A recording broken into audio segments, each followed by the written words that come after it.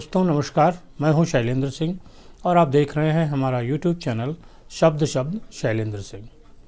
आज हम बात करेंगे उत्तर प्रदेश विधानसभा चुनाव को लेकर राजनीतिक दलों द्वारा जो तैयारियां हो रही हैं इनके परिप्रेक्ष्य में हर राजनीतिक दल एक दूसरे पर अपने अपने तरीके से हमले कर रहा है।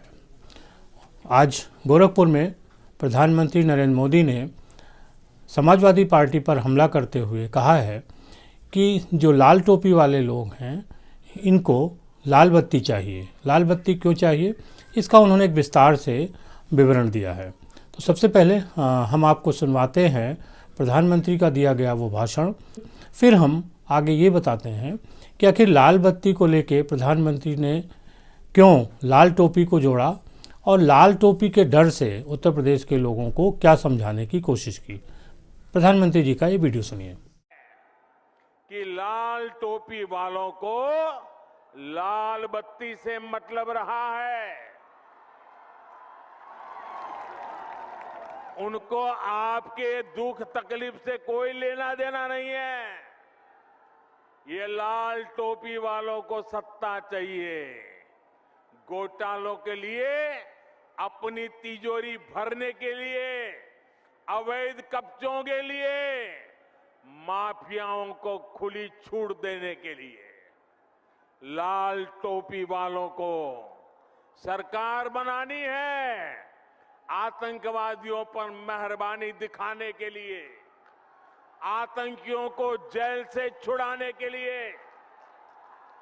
और इसलिए याद रखिए, लाल टोपी वाले यूपी के लिए रेड अलर्ट है, रेड अलर्ट, यानी खतरे की घंटी है। साथियों, यूपी, आपने प्रधानमंत्री का ये वीडियो सुना। उनका ये कहना था कि जो लाल टोपी वाले लोग हैं ये लाल बत्ती पाने के लिए, गुंडागर्दी करने के लिए, आतंकवादियों को छुड़ाने के लिए सत्ता चाहते हैं। दरअसल ये लाल टोपी और जो सत्ता है उसका क्या एक दूसरे के साथ समीकरण है, ये समझने की कोशिश करते हैं।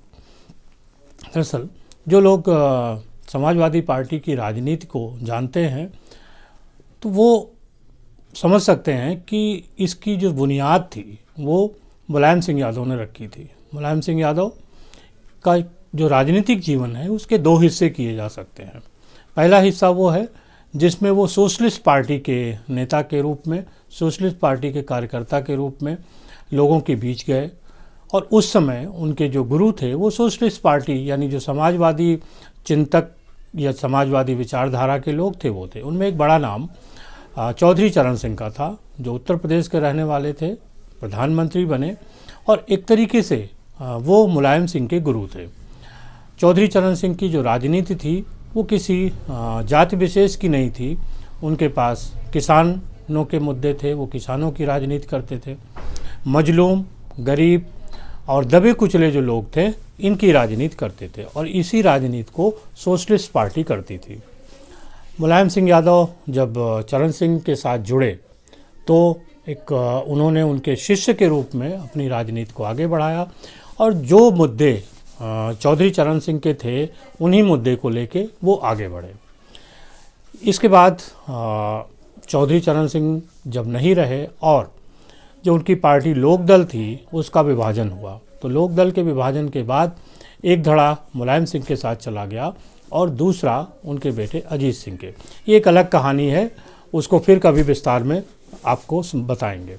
लेकिन अभी जो समाजवादी पार्टी की राजनीति कैसे बदली, हम उस पर चर्चा कर रहे हैं। समाजवादी पार्टी की जो राजनीति मुलायम सिंह ने चरण सिंह की जो विरासत को आगे बढ़ाया वो आगे चलती रही।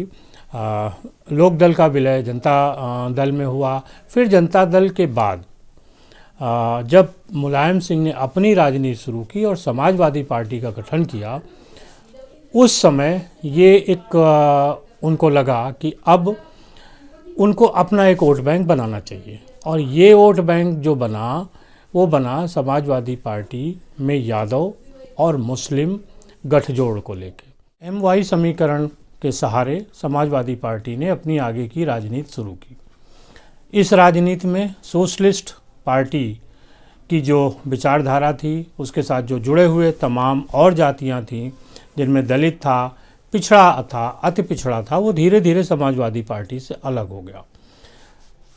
जब 1993 के विधानसभा चुनाव हुए तो समाजवादी पार्टी को अकेले बहुमत नहीं मिला और उसे बहुजन समाज पार्टी के साथ मिलकर सरकार बनानी पड़ी।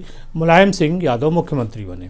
लेकिन मुलायम सिंह यादव इस समय तक जो मिली जुली राजनीति थी या जो दूसरे नेताओं को महत्व देके आगे बढ़ाने की राजनीति थी, वो उसको दरकिनार कर चुके थे और उन्होंने सोच लिया था कि अब हमको आगे बढ़ना है। यही कारण था कि मायावती ने खुद को अलग किया और बहुजन समाज पार्टी के साथ उनका गठबंधन टूटा। मुलायम सिंह यादव मुख्यमंत्री पद से हट गए। मुलायम सिंह यादव मायावती के साथ संबंध आगे जारी नहीं रख पाए। इसके अलावा जो चौधरी चरण सिंह थे और उनके बेटे अजीत सिंह थे, जो पश्चिमी उत्तर प्रदेश में जाट राजनीति करते थे, उनके साथ भी मुलायम सिंह बहुत आगे नहीं बढ़े। धीरे धीरे एक समाजवादी पार्टी की जो जातियां थीं वो अलग होती गईं। कुर्मी बिरादरी इसमें बड़ी बिरादरी थी। बेनी प्रसाद वर्मा उसके बड़े नेता थे और वो भी मुलायम सिंह यादव के करीबी थे, लेकिन बाद में मुलायम सिंह यादव से अलग हो गए। एक दौर आया जब 2003 में वापस मुलायम सिंह यादव मुख्यमंत्री बने। उस समय चौधरी अजीत सिंह की पार्टी लोकदल ने उनका साथ दिया। 2003 से लेकर और 2007 तक मुलायम सिंह उत्तर प्रदेश के मुख्यमंत्री रहे। इस दौर में जब मुलायम सिंह सत्ता में थे, तब जो MY समीकरण के लोग थे, मुलायम सिंह के खास लोग थे, वही पूरी सत्ता पे काबिज रहे। उन्होंने सत्ता का भरपूर उपयोग किया।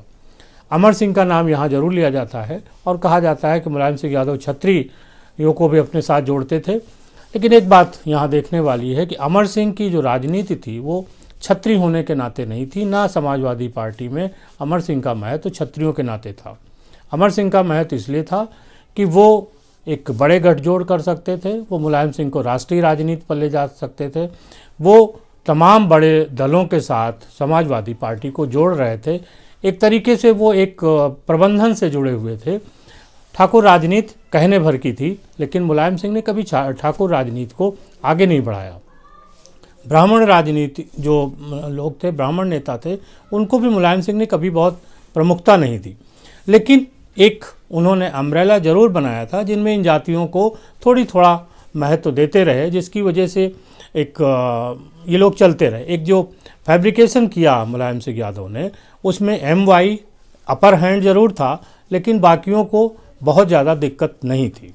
2007 में जब विधानसभा के वापस चुनाव होते हैं तो समाजवादी पार्टी चुनाव हार जाती है और बहुजन समाज पार्टी की नेता मायावती पूरे बहुमत के साथ उत्तर प्रदेश में सरकार बना लेती। 2012 का जो चुनाव आता है, उस समय तक मुलायम सिंह यादव एक उम्र दराज नेता हो चुके थे और उनको अपने एक उत्तराधिकारी की तलाश थी। 2012 के विधानसभा चुनाव में बहुजन समाज पार्टी की हार होती है, समाजवादी पार्टी एक बहुमत के साथ सरकार बनाती है।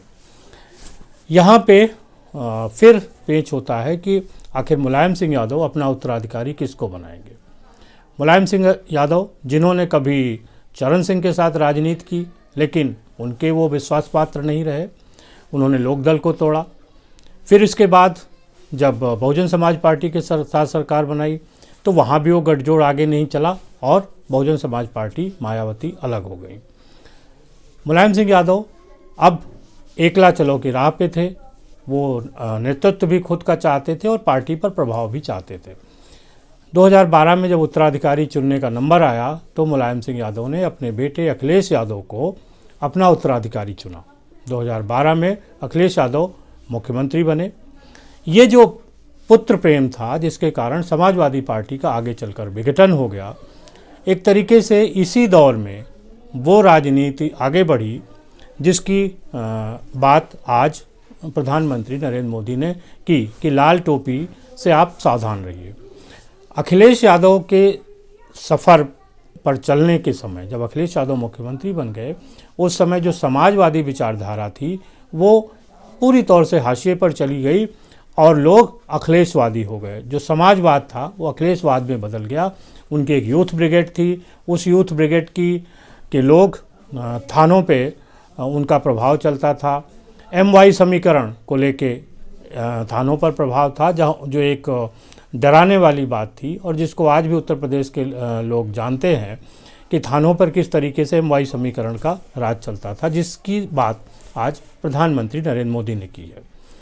अगर समाजवादी पार्टी सभी राजनीतिक जातियों को, सभी जातियों को लेकर आगे चलती तो आज उस पर ये आरोप नहीं लगता कि उसके जो लाल टोपी वाले लोग हैं उनसे जनता को डरने की ज़रूरत है। लाल टोपी या लाल निशान एक तरीके से आंदोलनकारियों का निशान था, लेकिन वो निशान आगे चलकर एक तरीके से एक दबंगी जो प्रवृत्ति थी उसका बना।